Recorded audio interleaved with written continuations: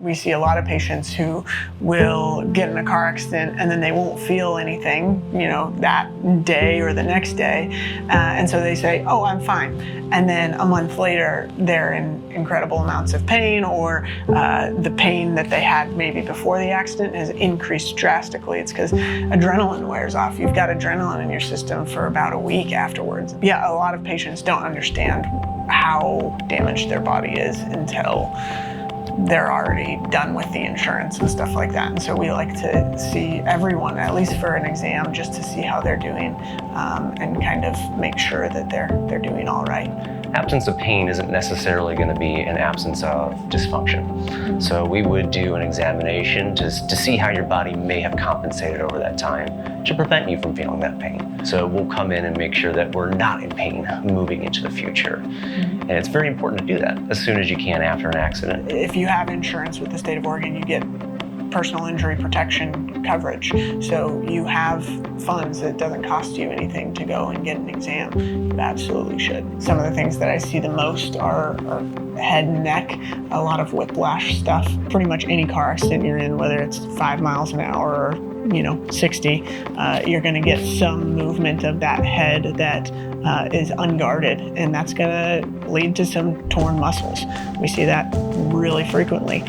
We also see a lot of low back pain. As you tense, you're going to experience a little bit of tearing in the muscles and in the ligaments. I've seen vertigo in patients who have a hard time waking up without experiencing a significant degree of vertigo, or headaches. Headaches are really common. Concussions are really common as well. I've had patients who can't look at screens for months. Obviously, we tailor the treatment plan to the patient. Every patient's going to look different. For head and neck, a lot of the times that looks like soft tissue work, massage, loosening up those muscles, as well as adjustments. The adjustments specifically focus on the joints and the joint mobility, making sure that you're moving through that full range of motion. That really helps the muscles relax if they need to. So if a patient comes in with lower back pain, resulting in leg symptoms as well, oftentimes this happens with nerve irritation in the back that can happen from that type of impact from the accident.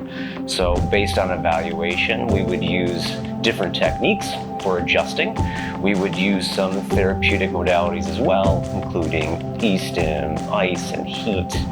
Even work on traction for the low back. That tends to help a lot with this type of issue if the nerves and the discs get a little bit irritated. But beyond that, working on some exercises that help get them out of pain, and then later exercises that can help keep them from pain in the future. If a patient comes in with symptoms of whiplash, we would evaluate the cervical spine. We would work immediately into some soft tissue using different techniques there, as well as chiropractic adjustment as needed, and then teach them how to support the neck muscles with different exercises, routines that we would give them. There's varying ranges of patients I see after accidents, but I had one that had a very hard time walking into the office.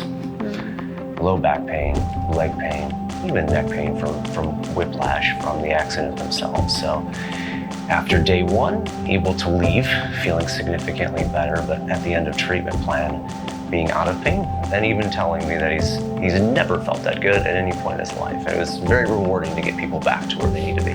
Thank you for being succinct. Ready for the not succinct part.